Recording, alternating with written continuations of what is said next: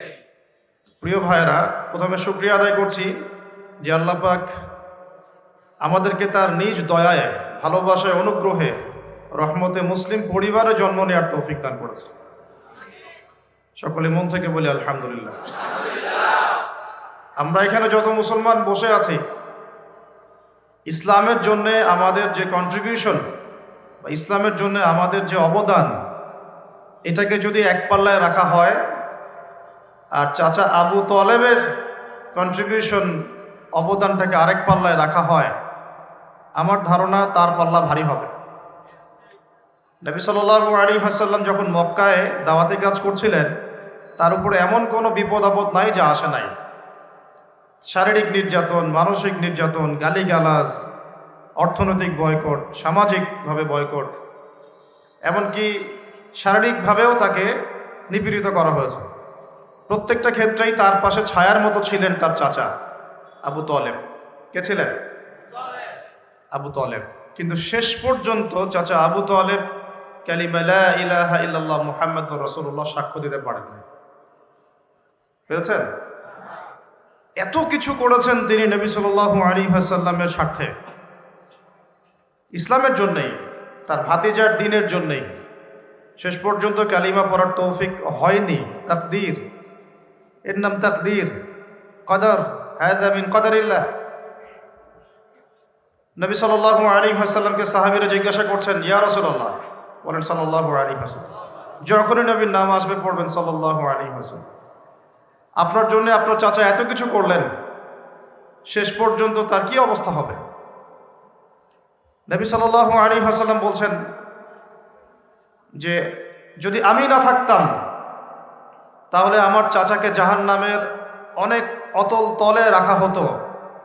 আমার কারণেই আমার চাচাকে জাহান্নামের উঁচু জায়গায় রাখা হবে, যেখানে তার পা পর্যন্ত, পায়ের টাকনু পর্যন্ত, টাকনু বুঝেন কিনা, টাকনু পর্যন্ত কোনো বর্ণনায় একটা আগুনের জুতা তাকে পরিয়ে দেওয়া হবে। এতটুকুই শাস্তি। এতে করেই নাউজুবিল্লাহ তার মাথার মগজ টকবক করে ফুটতে থাকবে। বুঝতে পারলাম যে আমরা মুসলিম পরিবারে জন্মগ্রহণ করেছি বা আল্লাহ পাক করার তৌফিক দিয়েছেন, এটা কত বড় নিয়ামত। এখন যারা আজকের এই বিশ্ব জেনা দিবস পালন করছে, এদেরকে এই কথাটা কে বুঝাবে যে আমরা মুসলিম ঘরের সন্তান, আমরা মুসলিম ঘরের মেয়ে, মুসলিম ঘরের ছেলে। অন্য বিধর্মীরা কি করে করুক সেটা দেখারও আমার দরকার নাই, শোনারও দরকার নাই, তাকানোরও দরকার নাই। আমার একটা আদর্শ আছে, আমার একজন রব আছেন, আমার একজন নবী আছেন, আমার সামনে কোরআনের মতো কিতাব আছে, আমার সামনে রাসূলুল্লাহ সাল্লাল্লাহু আলাইহি ওয়াসাল্লামের সুন্নাহ আছে। তারপরেও আমরা এগুলোতে লিপ্ত হচ্ছি। তো আজকে আপনাদের কক্সবাজারে কোনো হোটেল মনে হয় আর খালি নাই, সবই বুক ফিলাফ, এবং দ্বিগুণ, তিনগুণ, চারগুণ, পাঁচগুণ ভাড়াও আছে। আজকে ব্যাপক বাণিজ্য, ব্যাপক বিজনেস হচ্ছে। হোটেল ফাঁকা নাই, খাবার রেস্টুরেন্ট ফাঁকা থাকবে না, কারণ সবাই মিলে এখানে আসছি সমুদ্রের সামনে বিশ্ব জেনা দিবস পালন করতে। এদের মধ্যে কত পার্সেন্ট অমুসলিম ঘরের সন্তান? এদের মধ্যে মিনিমাম 90%, অ্যাটলিস্ট আমার ধারণা 90% হচ্ছে মুসলিম পরিবারের সন্তান। আমি আলোচনা শুরুই করলাম এই কথাটা দিয়ে, আল্লাহ পাক যে আমাদেরকে মুসলিম পরিবারে জন্মগ্রহণ করার তৌফিক দিয়েছেন, এই উপলব্ধিটুকু আমাদের মধ্য থেকে হারিয়ে গেছে। এর শুকরিয়া আদায় করার মানসিকতাটাও আমাদের মধ্য থেকে হারিয়ে গেছে।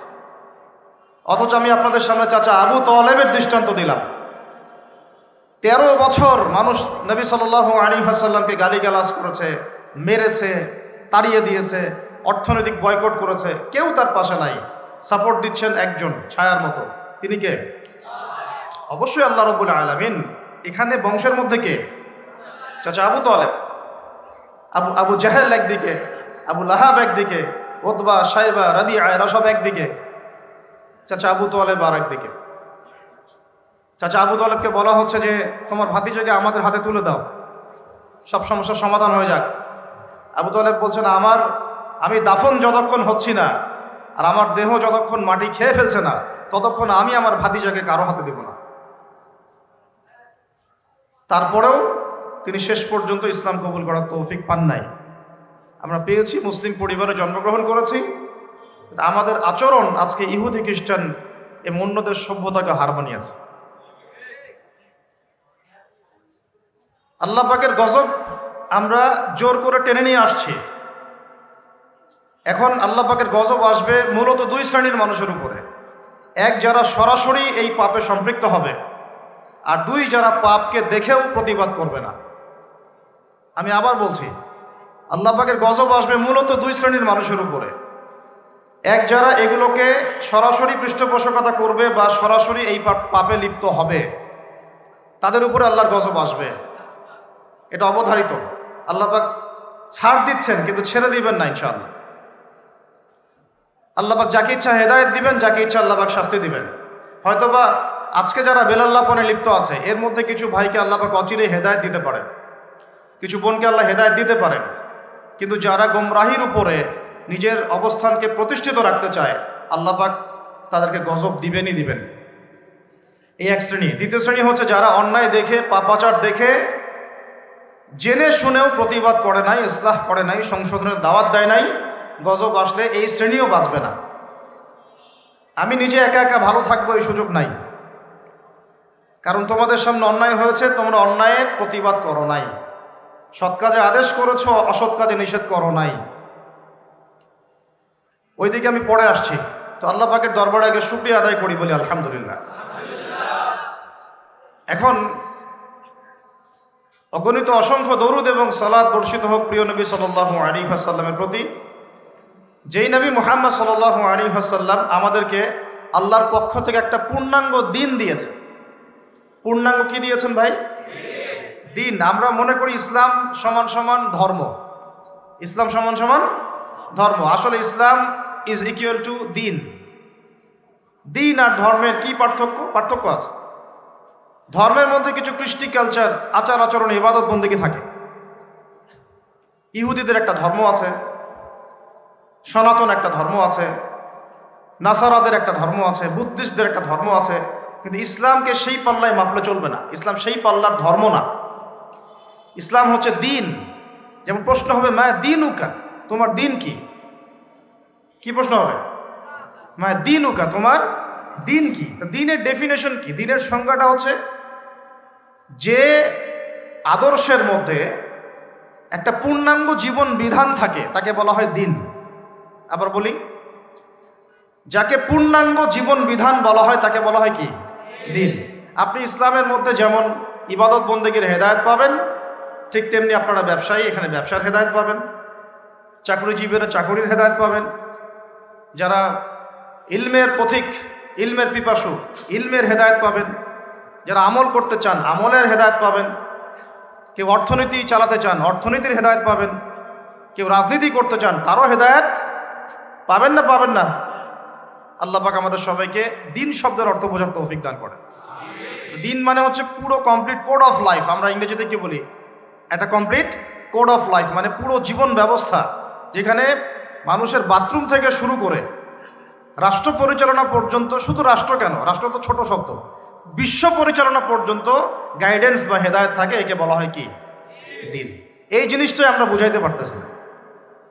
এই জিনিসটা যদি বোঝাতে পারতাম তাহলে এটা নিয়ে আলোচনাই করার প্রয়োজন ছিল না, যে এই বিশ্ব ভালোবাসা, তথাকথিত ভালোবাসা দিবস, তথাকথিত এইসব সংস্কৃতি, এগুলো পালন করলে কি গুনাহ হবে, আমি তো নামাজও পড়ি, তাহাজ্জুদও পড়ি, একটু না হয় করলাম, কি সমস্যা, এগুলো বলার প্রয়োজন ছিল না। ও নিজেই বুঝতে পারতো যে দিনের মধ্যে সব কিছু আছে। দিনের মধ্যে আমি, আমার সংস্কৃতিও দিনের অন্তর্ভুক্ত। আমার সংস্কৃতি কি? দিনের অন্তর্ভুক্ত। আমার পরিবার দিনের অন্তর্ভুক্ত। আমার ব্যক্তি জীবন দিনের অন্তর্ভুক্ত। আমার অর্থনীতি, আমার ব্যবসা, আমার সমাজনীতি, আমার রাষ্ট্রনীতি দিনের অন্তর্ভুক্ত। এটা ব্যাখ্যা করে আলাদা আলাদা করার প্রয়োজন ছিল না। এর নাম হলো দিন, ইসলাম। মায়া দিন উকা। আপনি সূরা আল ইমরান পড়েন, আল্লাহ পাক সেখানেও বলেছেন, বা'দা আউযু বিল্লাহি মিনাশ শাইতানির রাজীম, আল্লাহ পাক বলেছেন, ইন্না দীনা ইনদাল্লাহিল ইসলাম। আল্লাহ পাকের কাছে একমাত্র গ্রহণযোগ্য মনোনীত দিন হচ্ছে কি? ইসলাম। এই সূরার মধ্যে আল্লাহ আরো বলেছেন, আফা গায়রা দীনিল্লাহি ইয়াবগুন, তারা কি আল্লাহর দিন বাদ দিয়ে অন্য কোনো দিন তালাশ করছে? তারা কি আল্লাহর দিন বাদ দিয়ে অন্য কোনো দিন তালাশ করছে? ওয়ালাহু আসলামা মান ফিস সামাওয়াতি ওয়া মান ফিল আরদ। অথচ এই পৃথিবীর সবকিছু, আসমানের সবকিছু আল্লাহর সামনে আত্মসমর্পণ করেছে বলে সুবহানাল্লাহ। তাওআন আও কারহান, ইচ্ছায় হোক আর অনিচ্ছায় হোক। এই সাগর আল্লাহ পাকের হুকুম মোতাবেক চলে না চলে না? আসমান, চাঁদ, সূর্য, নক্ষত্র, এই মহাবিশ্ব, এই জমিনের প্রত্যেকটা মাখলুক, যেই গরুটা আমরা জবাই করে আজকে ভাত খেয়েছেন আপনারা, সেই গবাদি পশুকে আল্লাহর হুকুম মানত না? মাটির নিচের পিপিলিকা, সাগরের নিচের মাছ, এই পুরো মহাবিশ্বের কোন প্রাণীটা আল্লাহর হুকুমের বাইরে যায়? কোনো প্রাণী যায়? ইল্লা ইসনাতাইন, শুধুমাত্র দুইটা জাতি বাদ। কটা জাতি? একটা হচ্ছে আমরা মানব জাতি, আর 2 নম্বর হচ্ছে জিন জাতি। মানুষের মধ্যে যেমন ভালো মন্দ আছে, জিনের মধ্যেও ভালো মন্দ আছে। এই দুইটা জাতিকে আল্লাহ পাক আবার স্পেশালি বলেছিলেন, ওমা খালাকতুল জিন্না ওয়াল ইনসা ইল্লা লিয়াবুদুন, আমি জিন আর মানব জাতিকে শুধুমাত্র আমার ইবাদত করার জন্যই সৃষ্টি করেছি। অন্য কোনো জাতিকে আল্লাহ নাম ধরে ধরে বলেন নাই যে আমি অমুক জাতিকে, তমুক জাতিকে, অমুক জাতিকে শুধু আমার ইবাদতের জন্যই সৃষ্টি করেছি। আল্লাহ পাক শুধু আমাদের জন্য এটা বলছেন যে আমি আল্লাহ মানব জাতি এবং জিন জাতিকে শুধু আমার ইবাদতের জন্য সৃষ্টি করেছি। আর পৃথিবীতে যত রকমের নোংরামি, ফিতনা, ফাসাদ, হারাম, কবিরা গুনাহ দেখবেন এই দুইটা জাতির কাজ, জিন আর মানুষ। আল্লাহ পাক আমাদেরকে আল্লাহ পাকের পরিপূর্ণ দাসত্ব করার তৌফিক দান করেন। তাহলে আমরা বুঝলাম দিন শব্দের অর্থ কি। তো দিনের মধ্যে সংস্কৃতি আছে কি নাই? দিনের মধ্যে অর্থনীতি আছে না নাই? দিনের মধ্যে সমাজনীতি আছে না নাই? দিনের মধ্যে বিশ্ব রাজনীতি আছে না নাই? দিনের মধ্যে আমার ইবাদত বন্দেগী, আমার চাকরি, ব্যবসা, পরিবার, এগুলো আছে না নাই? এই সংজ্ঞাটুকু যে বুঝবে তাকে আলাদা করে বোঝানোর দরকার নাই যে কেন এই দিবসটা হারাম। প্রয়োজন আছে? তখন কিন্তু প্রয়োজন নাই। আবার আল্লাহ পাক বলে দিচ্ছেন আমি জিন আর মানব জাতিকে শুধু আমার ইবাদতের জন্যই সৃষ্টি করেছি। আর নবী মুহাম্মদ সাল্লাল্লাহু আলাইহি ওয়াসাল্লাম এমন একটা পরিপূর্ণ দিন আমাদেরকে দিয়ে গেছেন, সুবহানাল্লাহ। এমন পরিপূর্ণ, এত সূক্ষ্ম, এত পূর্ণাঙ্গ যে আপনি যদি হাদিসের কিতাবগুলো মোতালা করেন আপনি অবাক হয়ে যাবেন যে এখানে মাথার চুল আঁচড়ানো থেকে শুরু করে মাথার চুলটা কিভাবে আঁচড়াতে হবে, চুল কিভাবে রাখতে হবে, কতটুকু রাখতে হবে বা কতটুকু রাখা যাবে যাবে না ইত্যাদি, এখান থেকে শুরু করে একটা রাষ্ট্রের মধ্যে বিশৃঙ্খলা সৃষ্টি হলে কিভাবে সেটাকে নিয়ন্ত্রণ করতে হয়, সব কিছু অধ্যায় বা অধ্যায় ভাগ করে দেয়া আছে। সুবহানাল্লাহ। আপনি বুঝাতে পারিনি মনে। মাথার চুলটা কিভাবে আঁচড়াবেন, বাথরুম কিভাবে যাবেন, কেমন করে বাথরুমে বসবেন, বাথরুমে কেমন করে বসবেন, কিভাবে ঢুকবেন, কিভাবে বের হবেন, ওযু কেমন করে করবেন, গোসল, ফরজ গোসল কেমন করে করবেন, খাবেন কিভাবে, শুরু করবেন কিভাবে, শেষ করবেন কিভাবে, কি খাইতে পারবেন, কি পারবেন না, কিরকম ব্যবসা করতে পারবেন, কিরকম চাকরি করতে পারবেন, এই মানে মাথার চুল থেকে হায়েস নেফাস থেকে শুরু করে রাষ্ট্রের মধ্যে অরাজকতা হলে, অশ্লীলতা ছড়িয়ে পড়লে, চুরি বেড়ে গেলে, ডাকাতি বেড়ে গেলে, ধর্ষণ বেড়ে গেলে ইত্যাদি ইত্যাদি কিভাবে আমি নিয়ন্ত্রণ করব, সমস্ত বিষয়গুলো কোরআন এবং হাদিসে স্পষ্ট করে বর্ণিত আছে। শুধু বর্ণিত নয়, অধ্যায় বা অধ্যায় ভাগ করে করে দেয়া আছে। মাথার চুল আঁচড়ানো অধ্যায়, বিশ্বাস করতে পারেন?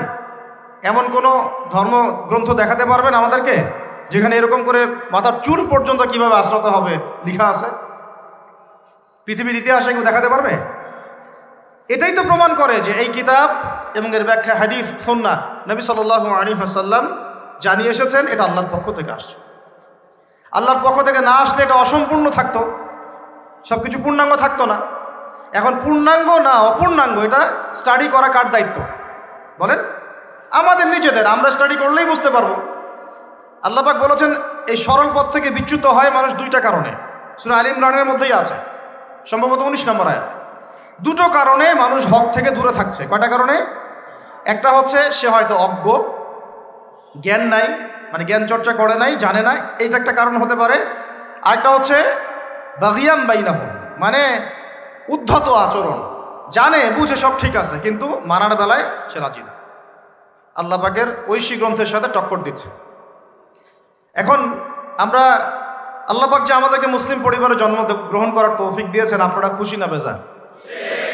এখন কি মনে হচ্ছে আল্লাহ পাক কি আমাদেরকে প্রত্যেকটা নেয়ামতের ব্যাপারে জিজ্ঞাসাবাদ করবেন না? আল্লাহ পাক যে বলেছেন সূরা তাকাসুরের মধ্যে, সুম্মা লাতুসআলুন্না ইয়াওমাইযিন আনিন নাঈম, সেদিন তোমাদেরকে প্রত্যেকটা নেয়ামত সম্পর্কে ধরে ধরে জিজ্ঞেস করা হবে। আল্লাহ পাক কি মশকরা করেছেন? নাউযুবিল্লাহ। তাহলে এই হিসাবটা কঠিন হবে কাদের? আমাদের না? আমাদেরকে মুসলিম পরিবারে জন্মগ্রহণ করার তৌফিক আল্লাহ দিয়েছেন, আমাদেরকে পরামর্শ করেছেন আমাদের সাথে। আল্লাহ পাক কি আপনাকে অনুমতি নিয়েছেন আপনার এই দয়াটা করার আগে, এই ভালোবাসাটা দেখানোর আগে? আল্লাহ পাক কি আপনাকে আমাকে জিজ্ঞাসা করেছেন? না করেই নিয়ামতটা দিয়ে দিয়েছেন। সুবহানাল্লাহ। তাহলে জিজ্ঞাসাবাদ করবেন না আল্লাহ পাক পরকালে? নবী সাল্লাল্লাহু আলাইহি ওয়াসাল্লাম একদিন পিপাসার্থ, ক্ষুধার্ত বের হয়েছেন, খাবার নাই। আমাদের তো মাশাআল্লাহ জীবন মানেই খাবার, ইস্তেঞ্জা করা, স্ত্রী সহবাস, ব্যবসা, জমি, টাকা পয়সা, চাকরি বাকরি। আমাদের জীবন মানে এগুলো, আমাদের জীবনের সংজ্ঞা হচ্ছে এইগুলা। আমাদের নবী সাল্লাল্লাহু আলাইহি ওয়াসাল্লামের সব স্ত্রীদের ঘর খুঁজেও কখনো কখনো খাবার পাওয়া যাইত না। ক্ষুধার্ত অবস্থায় বের হলেন, রাস্তায় আবু বকর রাদিয়াল্লাহু আনহুর সাথে দেখা। আবু বকর, কি হালত? ক্ষুধার্ত ইয়া রাসূলুল্লাহ। আবার সামনে কি ওমর, তার সাথে দেখা, কি হালত? আমিও ক্ষুধার্ত ইয়া রাসূলুল্লাহ। তো এভাবে যেতে যেতে একজন আনসারী সাহাবীর বাগানের মধ্যে ঢুকলেন। আনসারী তো বুঝেন, যারা মদিনার সাহাবী, মক্কার হিজরতকারী সাহাবীদেরকে কি দিয়েছেন? আশ্রয় দিয়েছিলেন, ইসলামে সাহায্য করেছেন, তাদেরকে কি বলা হয়? আনসার। আর যারা হিজরত করে আসছে ওদেরকে মুহাজির। জানতে হবে, পড়তে হবে। একদিনের ওয়াজ দিয়ে তো দিন কায়েম হবে না, হবে? সবাইকে পড়তে হবে। আল্লাহ সবাইকে পড়ার তৌফিক দান করেন। সেই আনসারী সাহাবীর বাগানে ঢুকে তিনি তৃপ্তি সহকারে খেজুর খেলেন, পানি পান করলেন, ঠান্ডা পানি পান করলেন। পান করে এই আয়াতটা তেলাওয়াত করলেন, সুম্মা লাতুসআলুন্না ইয়াওমাইযিন আনিন নাঈম। কিয়ামতের মাঠে এই যে উপকরণগুলো, ভোগ উপকরণ মানুষ ভোগ করছে, এগুলোর বিষয়েও আল্লাহ পাক জিজ্ঞাসাবাদ করবেন। আমরা আসলে মুসলিম পরিবারে জন্মগ্রহণ করতে পেরেছি, এই শুকরিয়া কি আমরা আদায় করতে পারি আদৌ? চেষ্টাও কি করি? দ্বিতীয় কথা বলছিলাম, নবী সাল্লাল্লাহু আলাইহি ওয়াসাল্লামের উম্মত হওয়ার সৌভাগ্য পেয়েছি আমরা। কি পেয়েছি? নবী সাল্লাল্লাহু আলাইহি ওয়াসাল্লামের উম্মত হওয়ার সৌভাগ্য পেয়েছি আমরা। আল্লাহ পাক কি আমাদেরকে জিজ্ঞাসা করে এই উম্মত বানিয়েছেন? আল্লাহ পাক তো চাইলে আপনাকে আজকে একটা বৌদ্ধর পরিবারে জন্ম দিতে পারতেন, একটা খ্রিস্টানের পরিবারে জন্ম দিতে পারতেন, একজন মুসলিম হয়ে আপনাকে কাদিয়ানি বানাইতে পারতেন। আল্লাহ পাক চাইলে আপনাকে মূর্তি পূজারী বানাতে পারতেন। আল্লাহ পাক চাইলে আপনাকে অন্যান্য আরো যে বাতিল ধর্মগুলো আছে ইত্যাদি, এগুলোতে আপনাকে অন্তর্ভুক্ত করতে পারতেন। নবী সাল্লাল্লাহু আলাইহি ওয়াসাল্লাম উম্মতের বাইরে তো অনেক উম্মত চলে গেছে, আল্লাহ পাক চাইলে সেই উম্মতেরও অন্তর্ভুক্ত করতে পারতেন। কিন্তু আমাদেরকে জিজ্ঞাসা না করেই কি বিশাল মহব্বত, কি বিশাল ভালোবাসায় আল্লাহ রাব্বুল আলামিন আমাদেরকে তার সর্বশ্রেষ্ঠ সৃষ্টি কে, তার হাবিব মুহাম্মদ রাসূলুল্লাহ সাল্লাল্লাহু আলাইহি ওয়াসাল্লামের সৌভাগ্যবান উম্মত হওয়ার তৌফিক দিয়েছে। কয়জন এটা শুকরিয়া আদায় করি? কয়জনের চেহারায়, সুরতে, চাল চলনে, আচার আচরণে, ব্যবসা বাণিজ্যে, মুআমালাতের মধ্যে, কথাবার্তায়, জীবনের উদ্দেশ্যে সুন্নতের ছাপ দেখা যায়? কয়জনের? কেন দাড়ি রাখবেন না আপনি? এটা আপনার নবীর সুন্নত, কেন রাখবেন না? কেন এটাকে নিয়ে ওয়াজ করতে হবে? কেন বলতে হবে রাখো? নিজে থেকে রাখবেন, কারণ আমার নবী রেখেছেন, আমি রাখবো। আমার নবী ডান হাত দিয়ে খেতেন, আমি তাই খাই। আমার নবী ঢিলাঢালা পোশাক পরতেন, তাই পরি। আমার নবী কোরআন তেলাওয়াত করতেন প্রতিদিন, আমি তাই করি। আমার নবী সকাল সন্ধ্যা আল্লাহর জিকির করতেন, আমি তাই করি। কেন আমাকে নামাজের কথা বলতে হবে? আমার নবীকে আল্লাহ পাক আরশে ডেকে নিয়ে নামাজ হাদিয়া দিয়েছেন, তাই পড়ি। কেন বলতে হবে? কেন ইয়াং জেনারেশনকে বলতে হবে তোমরা জেনা করো না, জেনার কাছেও যেও না, তোমরা সুদ খেও না, মাপে কম দিও না, অন্যকে ঠকায়ও না, জুলুম করো না? এগুলো বলতে হবে কেন? আমার নবী এগুলো থেকে আমাকে দূরে থাকতে বলেছেন, আমি দূরে থাকবো। ব্যাস।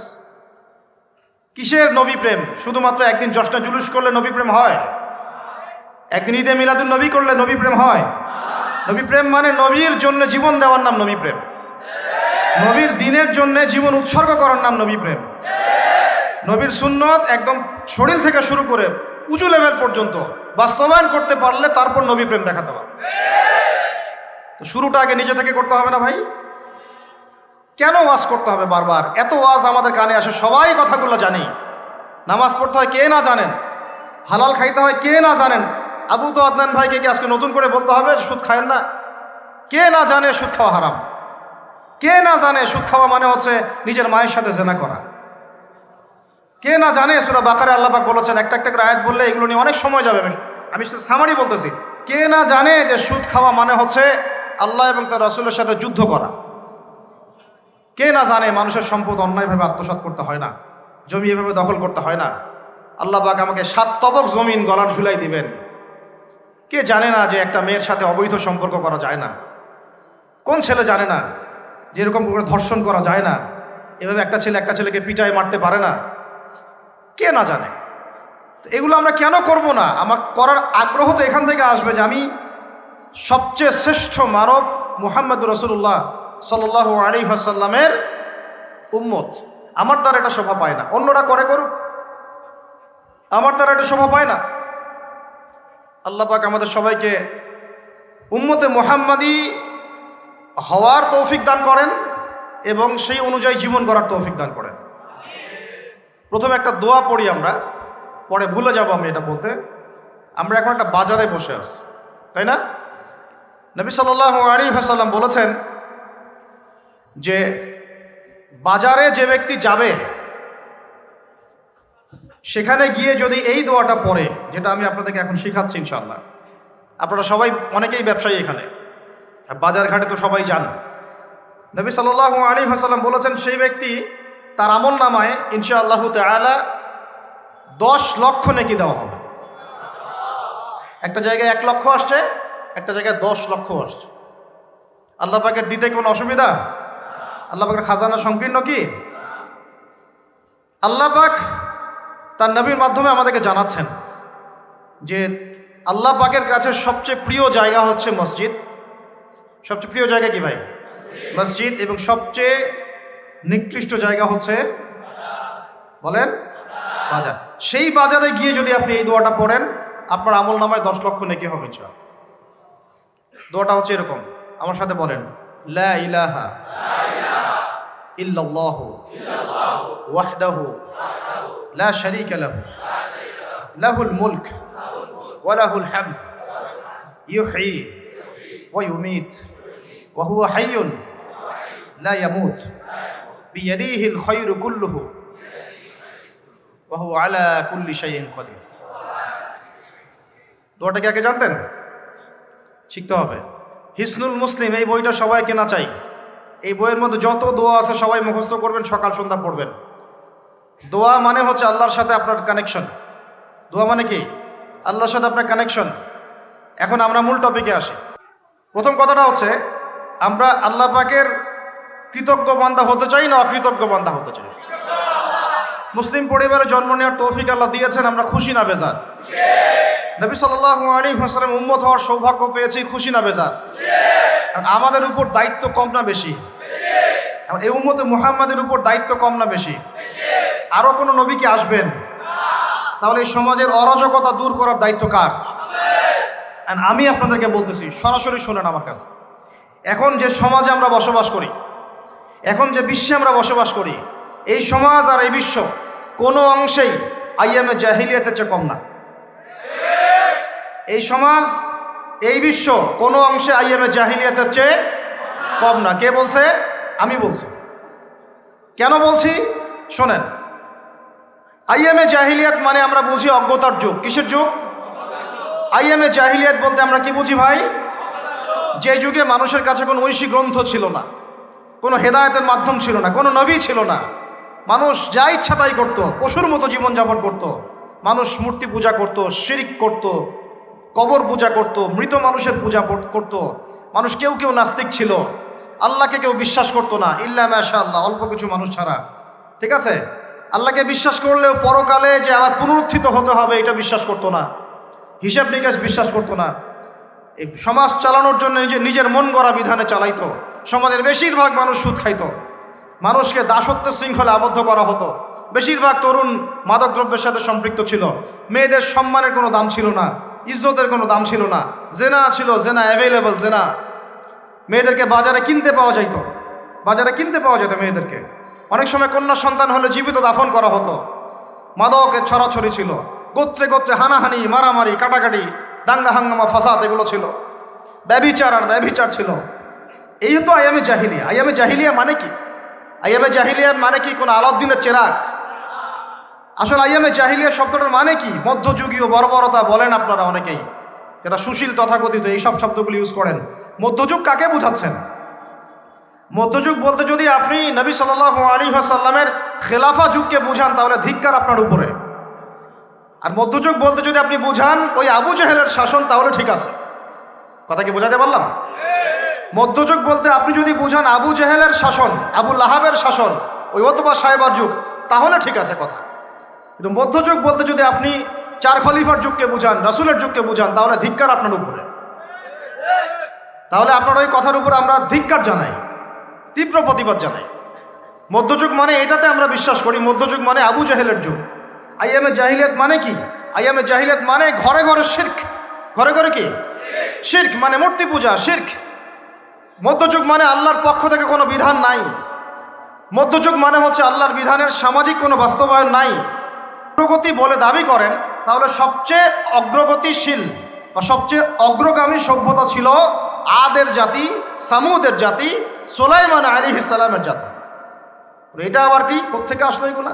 জি, কোরআনের পাতায় পাতায় আছে। আদ জাতি এমন সভ্যতা নির্মাণ করেছিল, এমন সভ্যতা পৃথিবীতে আর দ্বিতীয় কেউ নির্মাণ করতে পারে নাই। সামুদ জাতি এমন সভ্যতা নির্মাণ করেছিল যেই সভ্যতা এখনো পৃথিবীতে কেউ নির্মাণ করতে পারে নাই। আর সুলাইমান আলাইহিস সালামের যুগে পৃথিবীর উন্নয়ন, সায়েন্স, টেকনোলজি, অগ্রগতি এত উঁচু মানের ছিল। এখন তো আপনার আমার এয়ারক্রাফট লাগে, আমার বিমান লাগে। সুলাইমান আলাইহিস সালাম এরকম সিংহাসনে বসেই বলতেন চলো, বা সিংহাসন ওড়া শুরু করত। নিয়ে আসেন ওই সভ্যতা এখন দেখি। আমরা তো মেশিন বানিয়ে এত কিছু করে একটা এয়ারক্রাফট বানালাম, তাই না? সুলাইমান আলাইহিস সালাম বলতেন সিংহাসনে বসে যে চলো আল্লাহর নামে বিসমিল্লাহ শুরু করো, আল্লাহর নামে চলা শুরু করো। 1 মাসের রাস্তা 1 ঘন্টা বা একদিনের মধ্যেই শেষ। 1 মাসের রাস্তা। তো এখন উন্নতি অগ্রগতি বলতে আসলে কি বোঝাচ্ছি আমরা? এটা সংজ্ঞাটা বা কি? জাহিলিয়াত কাকে বলে? আমার ক্ষুদ্র গবেষণা, এখনকার বিশ্বে যা চলছে আইয়ামে জাহিলিয়াতে আবু জেহেলের যুগে হুবাহু তাই চলতো। এখন আবু জেহেলের যুগকে যদি আপনি অন্ধকারাচ্ছন্ন বর্বর যুগ বলেন তাহলে এই তথাকথিত সভ্যতাকে বর্বর বলতে হবে। বরং এখনকার যুগে আবু জেহেলের যুগের চাইতে বেশি জাহিলিয়াত আছে। বলুন ভাই কিভাবে? আমি মিলাই দেখছি আপনাকে, শুনেন। আমি এমনি এমনি কোনো কথা বলছি না। তখন আল্লাহর পক্ষ থেকে কোনো এরকম কোনো ঐশী গ্রন্থ, হেদায়েতের কোনো বাণী ছিল না। ছিল? মানুষ শিরক করত। এখন আল্লাহর পক্ষ থেকে এরকম ঐশী গ্রন্থ আছে, তারপরেও মানুষ শিরক করে। তখন আল্লাহর পক্ষ থেকে অর্থনৈতিক কোনো হেদায়েত ছিল না, মানুষ সুদ খাইত। ঠিক কথা? এখন আল্লাহ পাকের পক্ষ থেকে আল কোরআনে অর্থনৈতিক সব হেদায়েত আছে, তারপরেও ঘরে ঘরে সুদ আর সুদ, সুদি এনজিওর কারবার দিব। তখন আল্লাহর পক্ষ থেকে ঐশী কোনো পর্দার বিধান ছিল না, মানুষ বেপর্দায় চলেছে, জেনা করেছে। ঠিক আছে? এখন আল্লাহর পক্ষ থেকে সূরা নিসা, সূরা আহজাব, সূরা নূরের মতো সূরা থাকতেও মানুষ জেনা করতেছে, ঘরে ঘরে জেনা। আমার কথা কি বুঝতে পারেন? তখন মাদক হারাম, খেলে এটা শয়তানের কাজ, এমন কোনো আয়াত নাজিল হয় নাই, মানুষ মাদক খাইত। এখন কোরআনে এরকম স্পষ্ট আয়াত থাকার পরেও এবং এই কোরআন মানুষের ঘরে ঘরে থাকার পরেও মানুষ মাদক খাচ্ছে। তখন গোত্র বিভাজনের কোনো সলিউশন ছিল না। আল্লাহ পাক কোরআনের মাধ্যমে মুসলিম সবাইকে ভ্রাতৃত্বের বন্ধনে আবদ্ধ করলেন। শুধু তাই নয়, আল্লাহ পাক বলছেন পুরো সৃষ্টি আল্লাহর পরিবার। এমনকি ইসলামিক একটা রাষ্ট্রের মধ্যে অমুসলিমদের অধিকার আল্লাহ নিশ্চিত করে দিলেন, তাই না? এখন তারপরেও ধর্মীয় দ্বন্দ্ব, রাজনৈতিক দ্বন্দ্ব, বিশ্বে দ্বন্দ্বের অভাব আছে। আর রক্ত ঝরতেছে বেশিরভাগ কাদের? অমুসলিমদের না মুসলিমদের? মুসলিমদের রক্ত ঝরলে তথাকথিত মানবতার সংঘগুলো মুখে কুলু পেটে বসে থাকে, তাই না? মুসলিমদের রক্ত সস্তা, তখন তথাকথিত মানবতার ফেরিওয়ালাদের মুখের মধ্যে কুলুপ লেগে থাকে। আর যখন একটা কোনো ইহুদি বা খ্রিস্টান বা জায়নিস্টের আপনি মৃত্যু দেখবেন অনলাইনে, তখন দেখবেন এর পিছনে ওরা পুরো দলবল নিয়ে লেগে গেছে, তাই না বিষয়টা? এখন মুসলিমদের এই যে অবক্ষয়, এর পিছনে অনেক কারণও আছে। আমাদের অভ্যন্তরীণ দ্বন্দ্ব আছে, বিভক্তি আছে, ইলমের ঘাটতি, আমল কমে গেছে, সুন্নাহ ভিত্তিক জীবনযাপন নাই, হারাম খাচ্ছি। আল্লাহ পাক গজব হিসেবে দিয়েছেন এগুলো। আবার ঘুরে দাঁড়ালে ইনশাল্লাহ আমরা আবার পৃথিবী জয় করবো ইনশাল্লাহ। এইভাবে এই জেনারেশন দিয়ে হবে না, পাবজি ফ্রি ফায়ার টিকটক প্রজন্ম দিয়ে হবে না, আমাদের ইমান দীপ্ত প্রজন্ম দরকার। আর প্রিয় ভাইয়েরা, আমি প্রমাণ করে দিতে পারবো যে এটা আইয়ামে জাহেলিয়াতের চাইতে বড় বড় যুগ চলতেছে। এরকম 100টা পয়েন্ট বলা যাবে, বললে এটা নিয়ে লেকচার দিতে হবে, ওটা লেকচারের টপিক না। এখন কথা হচ্ছে যে আবু জেহেলের এই যুগটাকে পরিবর্তন করার দায়িত্ব আল্লাহ নবী সাল্লাল্লাহু আলাইহি ওয়াসাল্লামকে দিলেন। তার উপরে কোরআন নাজিল হলো, 23 বছর তিনি মেহনত করলেন। আস্তে আস্তে আস্তে আস্তে ইসলাম বিজয়ী হলো কিভাবে? প্রথম 3 বছর তিনি গোপন দাওয়াত দিলেন, তারপরে প্রকাশ্য দাওয়াত দেওয়া শুরু করলেন। তখন হক আর বাতিলের কনফ্লিক্ট শুরু হলো, নির্যাতন নেমে আসতে লাগলো। প্রয়োজনে সাহাবীরা হিজরত করে চলে গেলেন। এক পর্যায়ে নবী গেলেন তায়েফে সাল্লাল্লাহু আলাইহি ওয়াসাল্লাম, আবার ওখান থেকে মক্কায় আসলেন, এখান থেকে আবার গেলেন মদিনায়, সেখানে ইসলামী রাষ্ট্র কায়েম হলো। সেখান থেকে বদর, উহুদ, খন্দক, খায়বার, পরে হুদাইবিয়া হয়ে আস্তে আস্তে মক্কা বিজয় হলো। তো এই ইসলামের বিজয়টা তিনি যে প্রতিষ্ঠা করে দিয়ে গেলেন, 4 খলিফার যুগে কি এটা মিটে গিয়েছিল? না ওর উপরে ইসলাম দাঁড়িয়েছিল, নাকি আরও বেশি প্রশস্ত হয়েছে? প্রশস্ত হয়নি, আরও প্রশস্ত হতে হতে হতে একদম আপনার পর্তুগাল থেকে চায়না পর্যন্ত, একদম এই যে আফ্রিকা থেকে শুরু করে সিন্ধু পর্যন্ত, এই পুরো জায়গাগুলো মুসলিমদের হাতে আসে নাই? এভাবে তারপরে 4 খলিফার 30 বছরের পর উমাইয়ারা প্রায় 97 বছর বিশ্ব শাসন করলো, আব্বাসীয়রা প্রায় 500 বছর করলো, তারপরে ফাতেমিরা করলো, আইয়ুবিরা করলো, তারপরে আপনার মামলুকরা করলো, হ্যাঁ মোগলরা করলো, তারপরে ওসমানীয়রা করলো। এভাবে পুরো বিশ্ব এগিয়ে যায় নাই?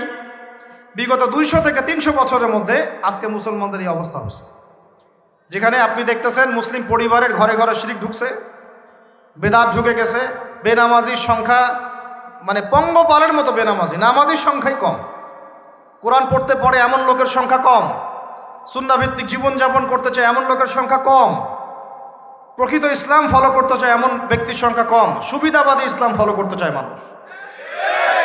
মানুষ সুবিধাবাদী ইসলাম খুঁজে, যতটুকু নিজের স্বার্থে আছে ওইটুক খুঁজে। মানুষ ব্যক্তি জীবনে ইসলাম মানলে অর্থনীতিতে মানতে চায় না, অর্থনীতিতে মানলে রাজনীতিতে মানতে চায় না, আবার দেখা যায় পরিবারে মানলে সংস্কৃতির মধ্যে মানতে চায় না, সংস্কৃতির মধ্যে মানলে শিক্ষায় মানতে চায় না। মানে মানুষের মধ্যে প্রকৃত ইসলামের কনসেপ্টটা হারাই গেল, ইল্লা মাশাআল্লাহ, গুটি কয়েক মানুষ ছাড়া। এইভাবে বিগত 200 থেকে 250 বছরে এখন বিশ্বের প্রেক্ষাপটটা উল্টায় গেল। এখন আমরা যে জায়গায় ছিলাম আসমানে, আমরা এখন জমিনে, যারা জমিনে ছিল ওরা এখন আসমানে।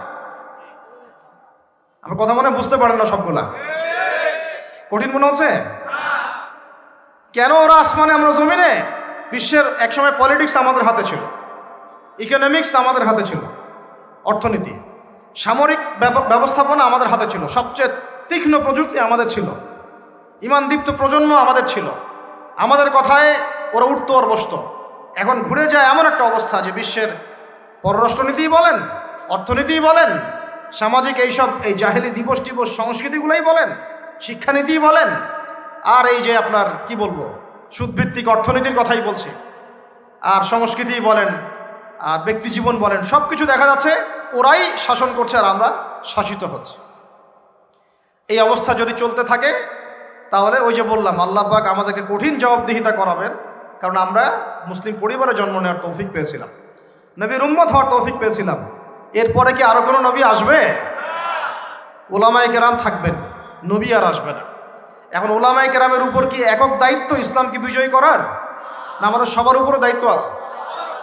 যদি সবার উপর দায়িত্ব থাকে তাহলে সবাইকে যার যার জায়গা থেকে অবদান রাখতে হবে, কি হবে না? এই অবদানের একটা অংশ নিয়ে খালি আজকে আলোচনা করব যে আল্লাহ রাব্বুল আলামিন আমাদেরকে কি এই সমাজটাকে সুন্দর করার দায়িত্ব দেন নাই? সমাজের বেশিরভাগ ছেলে মেয়ের মধ্যে যদি হারাম ফ্রি মিক্সিং অ্যাফেয়ার্স চলতে থাকে, সমাজটা কি সুন্দর হবে? সমাজের বেশিরভাগ পরিবারে যদি স্বামী স্ত্রীর মধ্যে এই পরকীয়া প্রেম বেড়ে যায়, তাহলে কি সমাজটা সুন্দর হবে? সমাজের ঘরে ঘরে যদি সুদি কারবার চালু হয়, সমাজটা সুন্দর হবে? সমাজের বেশিরভাগ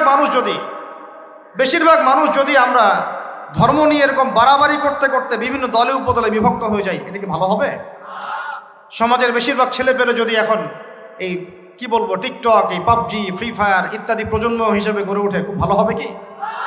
সমাজ এখন সমকামিতা ছড়িয়ে পড়তেছে, এটা যদি আরো বেশি ছড়িয়ে পড়ে খুব ভালো হবে? আমাদের পরের জেনারেশন যেটা আসছে, ওরা যে শিক্ষায় শিক্ষিত হচ্ছে, এই শরীফ থেকে শরীফা, এগুলো যদি চলতে থাকে সমাজটা কি ভালো হবে? এখন আপনারা তো সবই বুঝেন, তাহলে এখন আমাকে আপনারা বলেন, এই সমাজটাকে পরিবর্তন করার দায়িত্ব কি একজন রাষ্ট্রপ্রধানের একার? পুরো প্রশাসনের একার?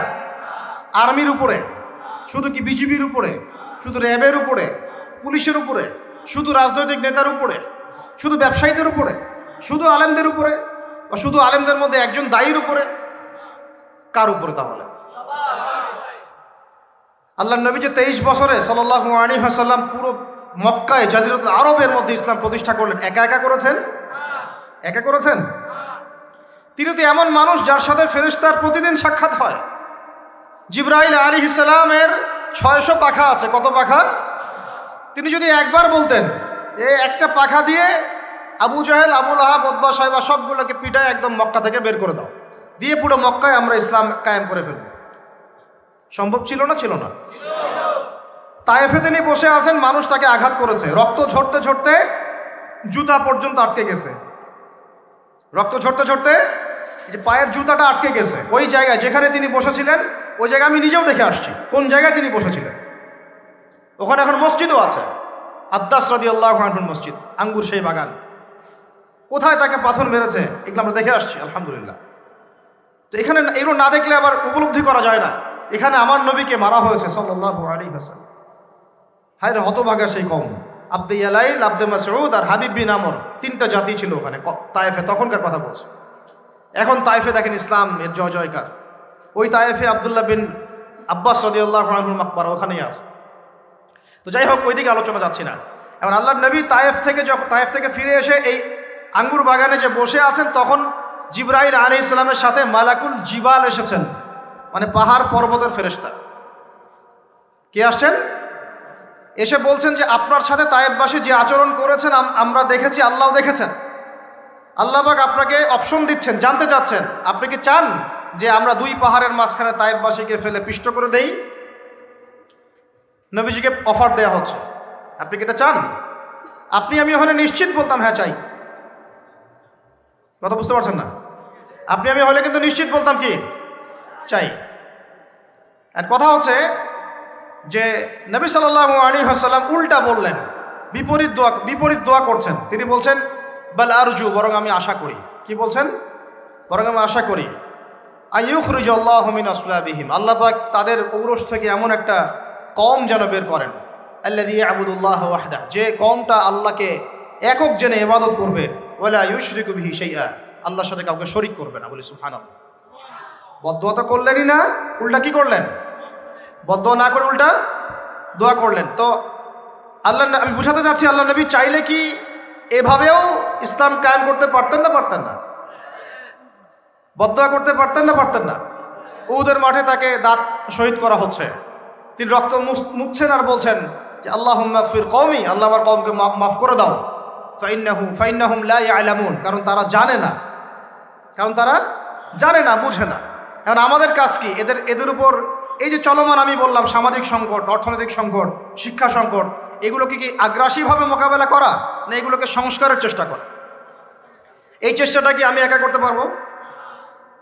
একটা দিবসকে কেন্দ্র করে অনেকগুলো কথা উঠে আসতেছে, কিন্তু সমস্যা শুধু একটা দিবসে না, সমস্যা হচ্ছে পুরো সিস্টেমটাই সমস্যা। সমস্যা হচ্ছে আমরা অনেকে সৎ কাজে আদেশ করতেছি, অসৎ কাজে নিষেধ নাই। সমস্যা হচ্ছে আমরা সমাজ সংস্কার করতে চাই, কিন্তু কিসের মানদণ্ডে করব বুঝি না। সমাজ সংস্কার করতে হবে কোরআন এবং হাদিসের মানদণ্ডে। আমার নিজের মস্তিষ্ক প্রসূত বিদ্যা বুদ্ধি দিয়ে সমাজ সংস্কার করা যাবে না। যাবে? যদি যাইতোই তাহলে আইয়ামে জাহিলিয়াত কেন সংস্কৃত হলো না? কেন তখন আবার নতুন করে ইকরা বিসমি রাব্বিকাল্লাযী খালাক ওহী নাজিল করতে হলো? কারণ সমাজ আল্লাহর বিধান ছাড়া সংস্কার হবে না, এটাই প্রমাণ হয়ে যায়। সমস্যা হচ্ছে না কেন? কারণ আমরা বকধার্মিক হয়ে আছি, যে আমি নিজে ভালো থাকলেই ভাই ভালো, আমি তো তাহাজ্জুদ গোজার, সমাজ কোথায় যায় যাক, আমি তো আর সুদ খাই না, সমাজ সবাই খাক, এভাবে আমি তো আর করি না, সবাই জেনা করতেছে করুক, সবাই এইসব দিবস পালন করতেছে করুক, বেলাল্লাপনা করতেছে করুক, আমি তো আর করি না। এই যে আত্মকেন্দ্রিক চিন্তা, এই কারণে সমাজটা সংস্কার হচ্ছে না। দায়িত্ব সবাইকে নিতে হবে। রাজি আছেন আপনারা?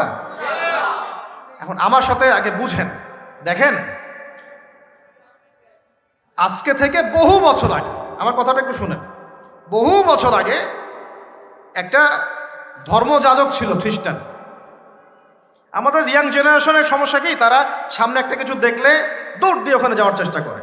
ওরা বুঝে না কিন্তু আসলে এটা আসলো কোত্থেকে, কে চালু করলো, কোত্থেকে আসলো, কি অবস্থা। ওটা 270 সাল কি 90 সালের কথা, অনেক আগের কথা। ওখানে একটা সেন্ট বলে এরা, যে সেন্ট মার্টিন আপনারা বলেন, এটাও একটা ধর্মযাজকের নামেই। আপনারা তো অনেকে জানেনও না যে সেন্ট মার্টিন দিবসও আছে, সেন্ট মার্টিনও কিন্তু দিবস আছে। প্রত্যেক ধর্মযাজকের নামে পশ্চিমরা দিবস তৈরি করছে। সেন্ট মার্টিন দিবস কবে জানেন আপনারা? 11 নভেম্বর। কত তারিখ? 11 নভেম্বর। তা ওটা আবার পালন করতে যায় না। বললাম যে বলতে চাই নাই, তা বলে ফেললাম।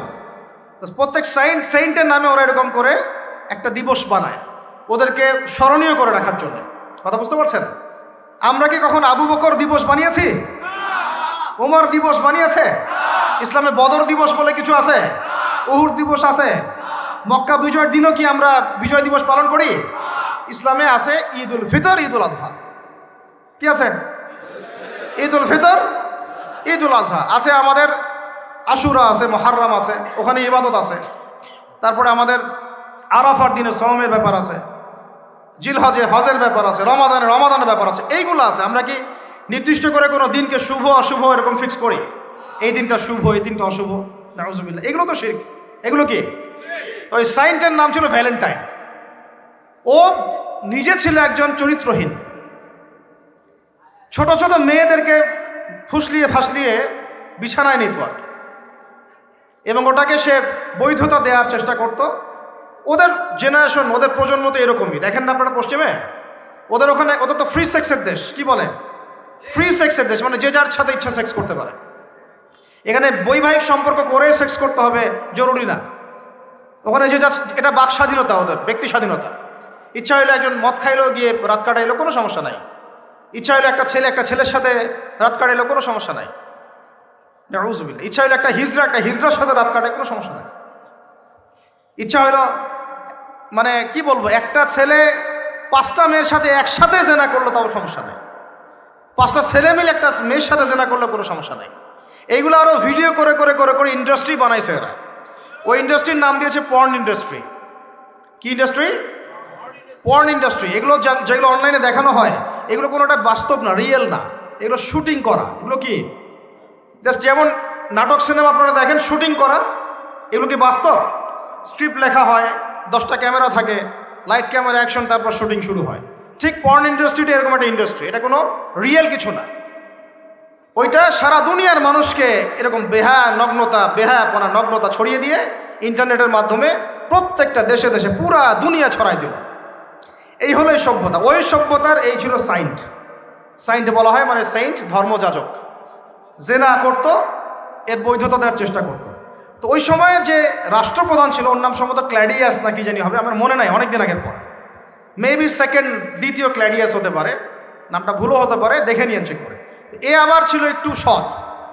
এ দেখছে না, এগুলো তো চলবে না, এরকম ধর্মের নাম দিয়ে আপনি মেয়েদের সাথে এরকম করবেন, কি বলে, নষ্টামি করবেন, এগুলো চলবে না। ওকে ধরে জেলখানায় ঢুকাইছে।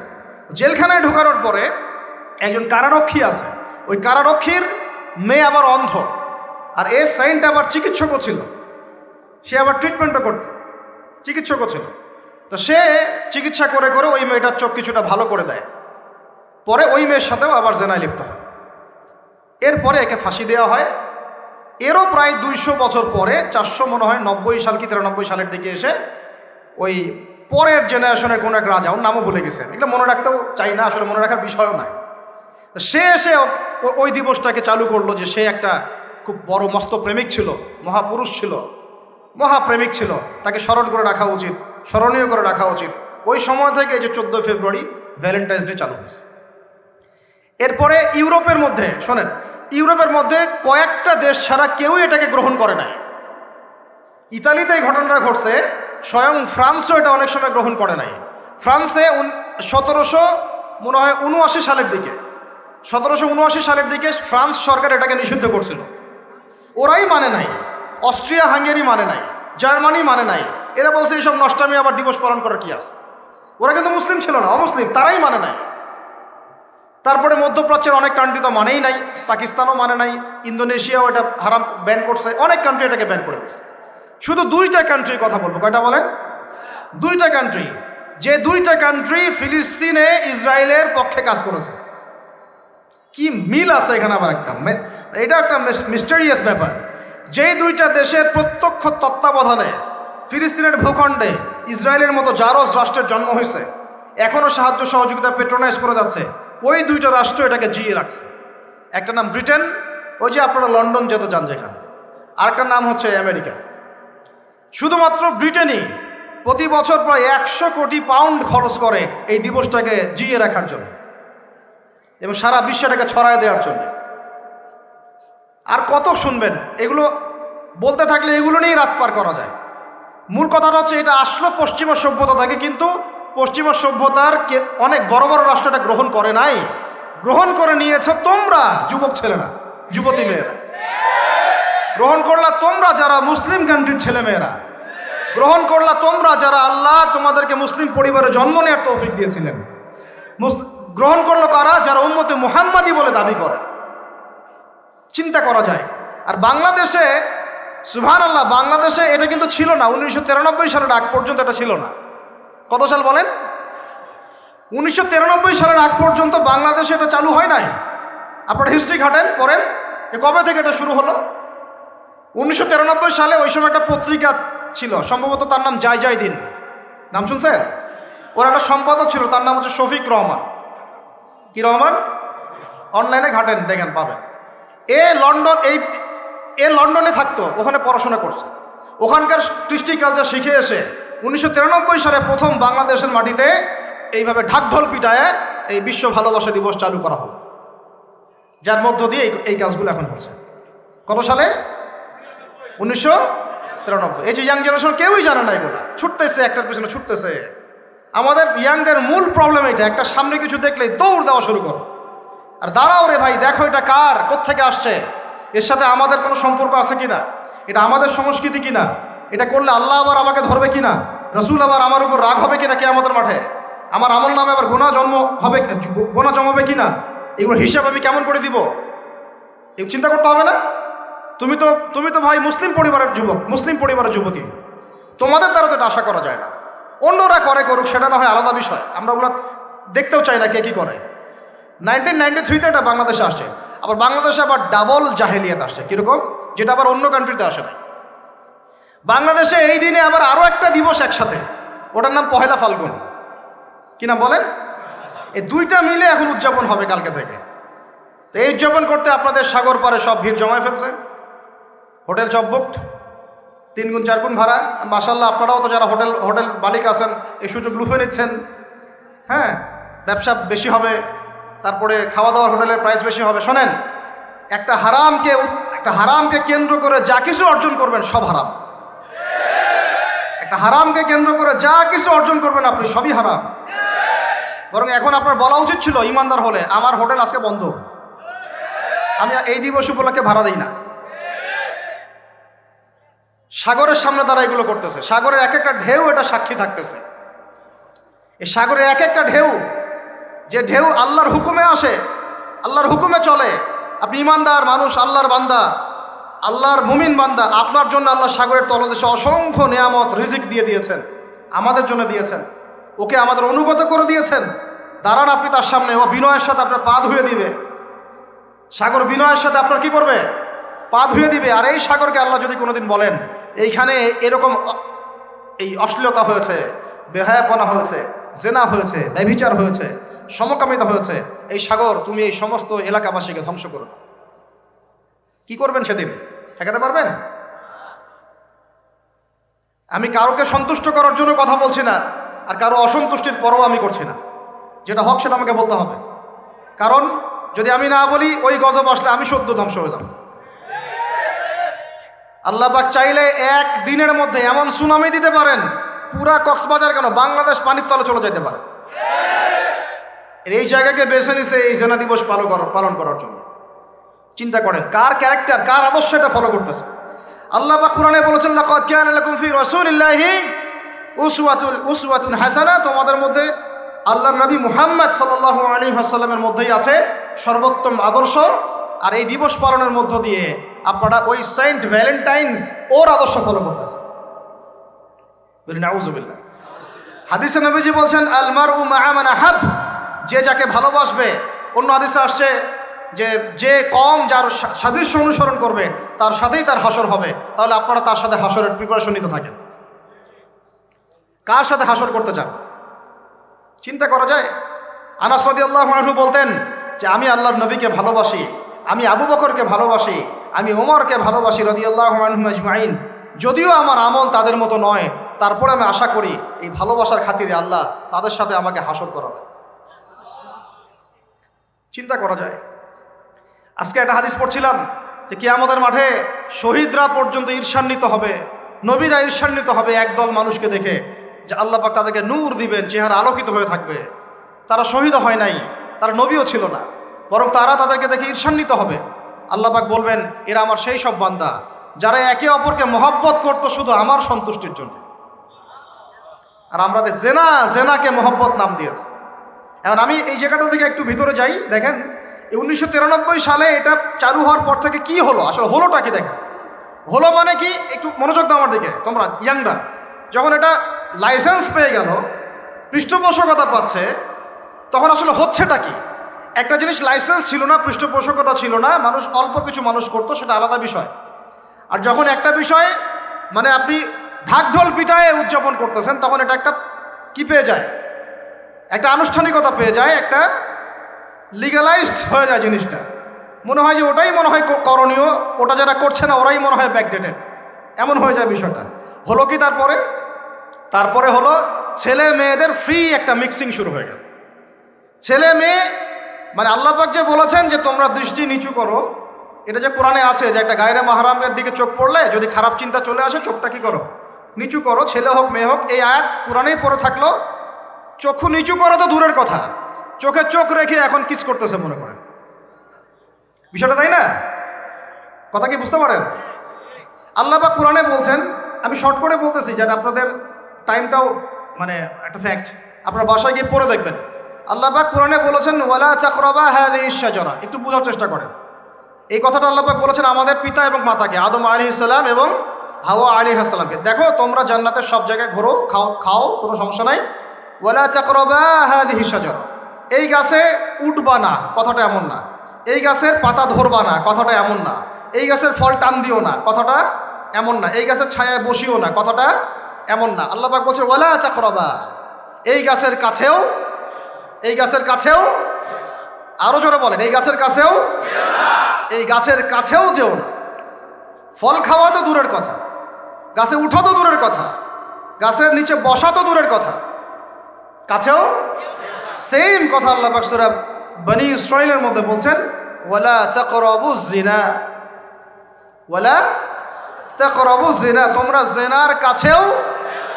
বলা হয় নাই যে তুমি দেখা সাক্ষাৎ করো না, ভ্যালেন্টাইন্স ডে পালন করো না তথাকথিত, তুমি ওর হাত ধরো না, তুমি ওর দিকে খারাপ নজরে তাকিও না, তুমি ওকে কিস করো না, তুমি সব করো কিন্তু মানে বিশেষ কাজটা করো না, তার সাথে অন্তরঙ্গ মিলিত হয়েও না, এগুলো বলা হয়নি।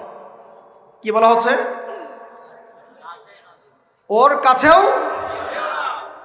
আর আমরা এখন কাছে যেও না আল্লাহ কোরআনে বলেছেন, আর সমাজ বলতেছে এটাই হলো কাছে আসার গল্প। এটা কি কাছে আসার? তাহলে কোরআন একদিকে যাচ্ছে, সুন্নাহ একদিকে যাচ্ছে, আপনার ইসলাম একদিকে যাচ্ছে, আল্লাহ একদিকে, রাসূল একদিকে, সমাজ। তাহলে নিঃসন্দেহে এই সমাজের উপর আল্লাহর বরকত নাজিল হবে, আল্লাহর রহমত আসবে। এটা বোঝার চেষ্টা করেন।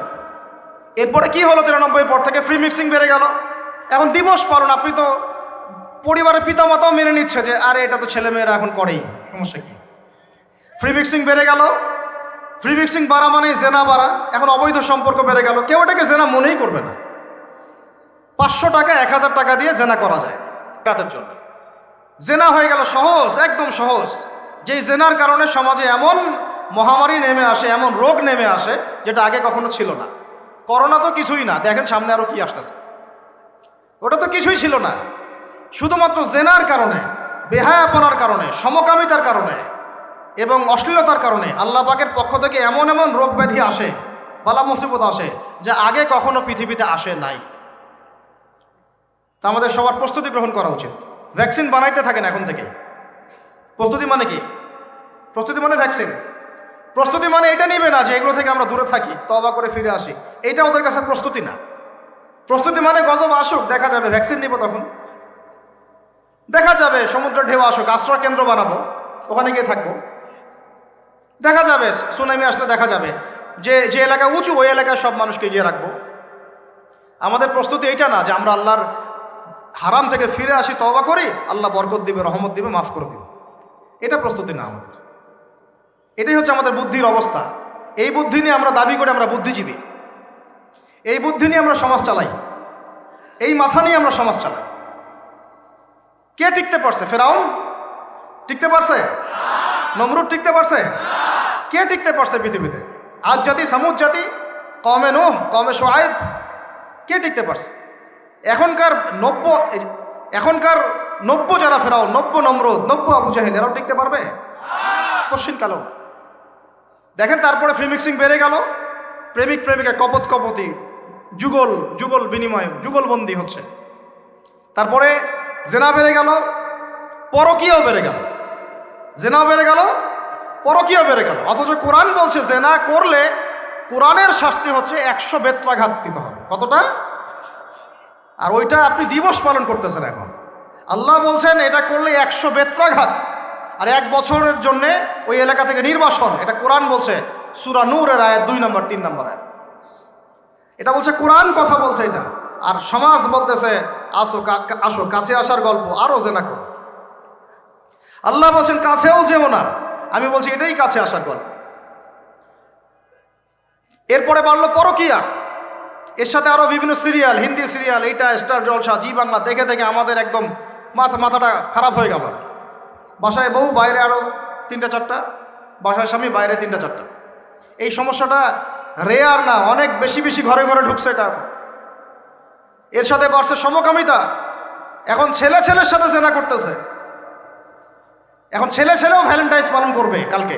নাউজুবিল্লাহ মিন যালিক, নাউজুবিল্লাহ মিন যালিক। এটা কওমে লূত। এটা কোন কওম? কওমে লূত। আল্লাহ পাক ওই কওমকে এরকম করে মাটি থেকে উপরে উঠিয়ে পাথর নিক্ষেপ করে সবগুলোকে থেতলা করে মাটিতে দাফন করে দিয়েছিলেন। এখনও আপনি গুগল সার্চ করে দেখেন, জর্ডানের ডেড সি, মৃত সাগর, ওই জায়গাটা ছিল, কওমে সাদুম ওখানে থাকতো। নিদর্শন সামনে পড়ে আছে।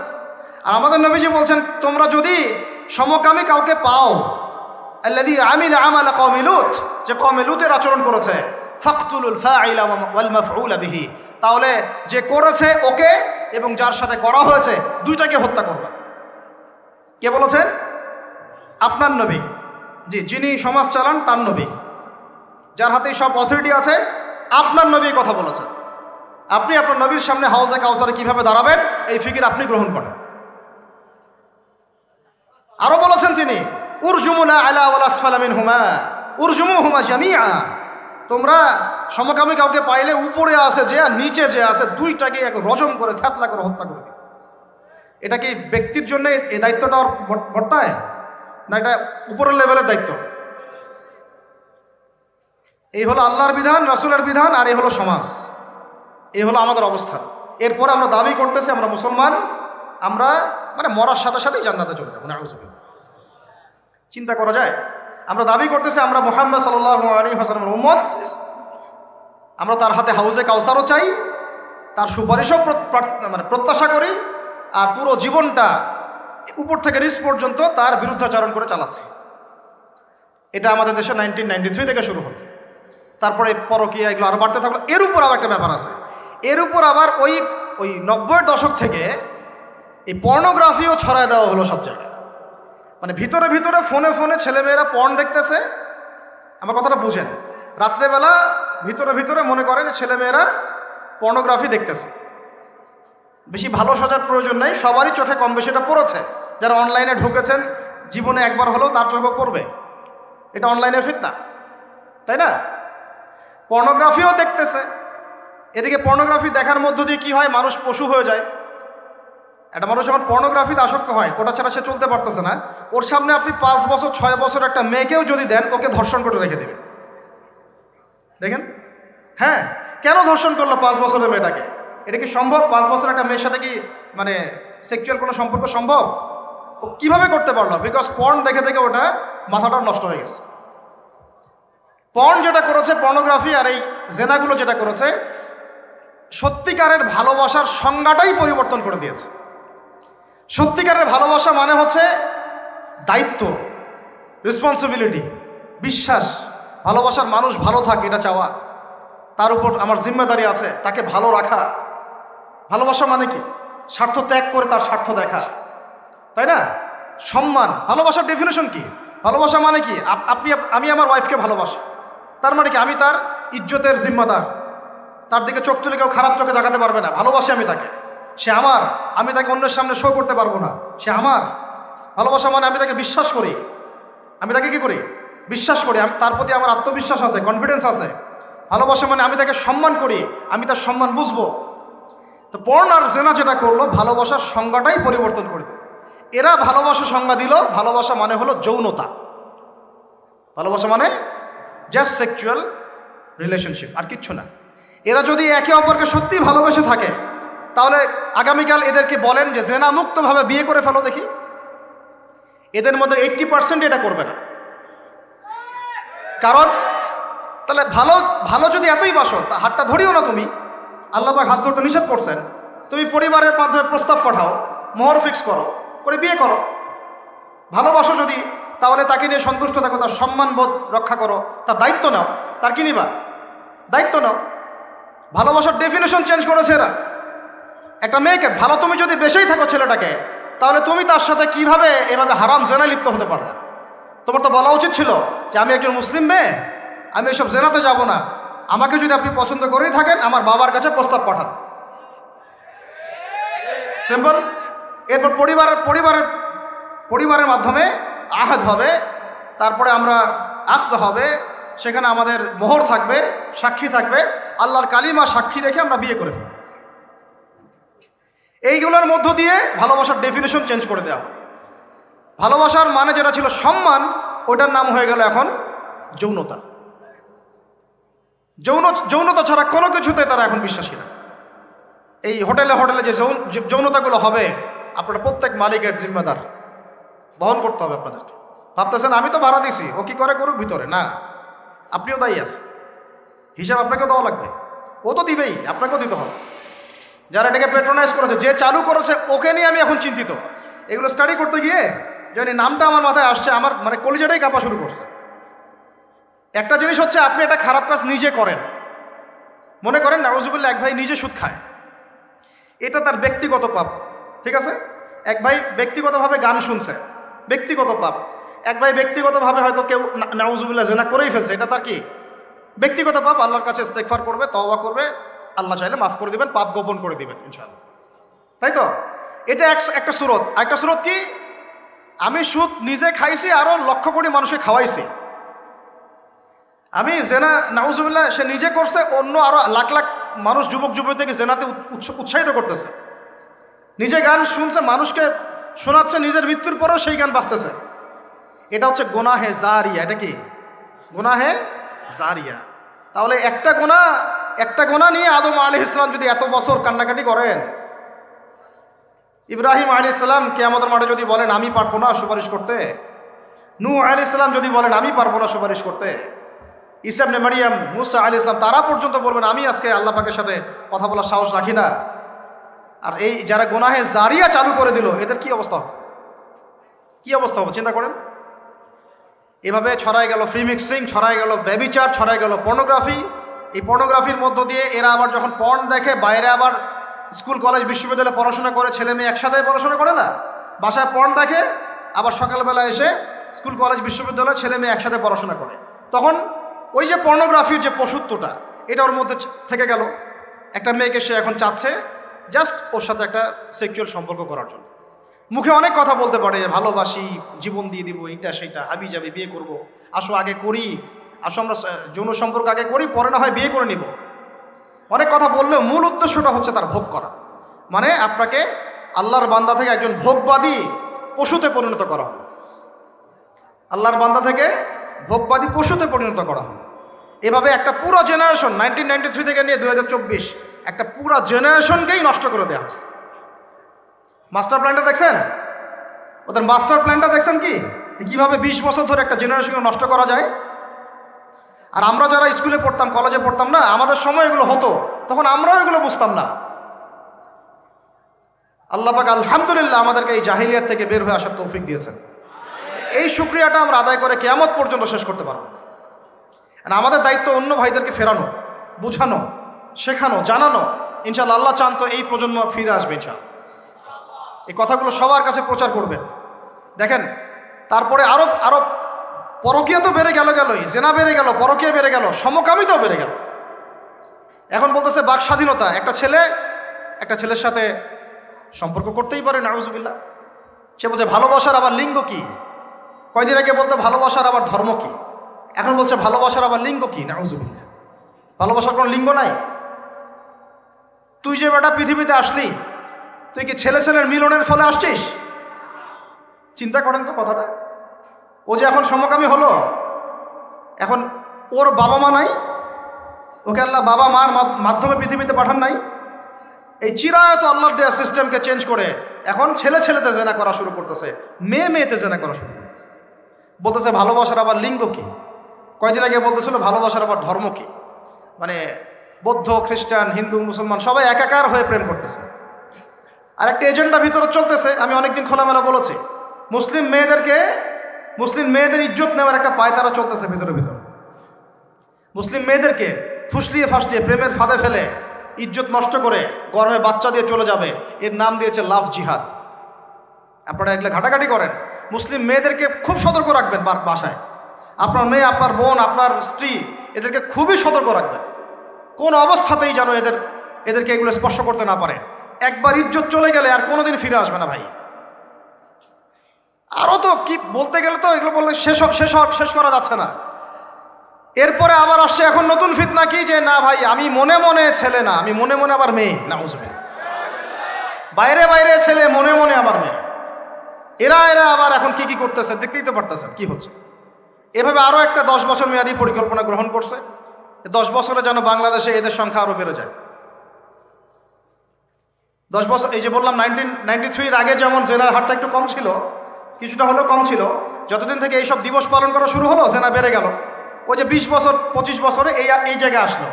এখন যদি এইভাবে সমকামিতা, ট্রান্সজেন্ডার চলতে থাকে, আগামী 20 বছর পর কোন জেনারেশন আসবে আল্লাহ ভালো জানে। আর তখন এই বাংলাদেশের উপর কোন গজব আসতে পারে আল্লাহ পাক ভালো জানে।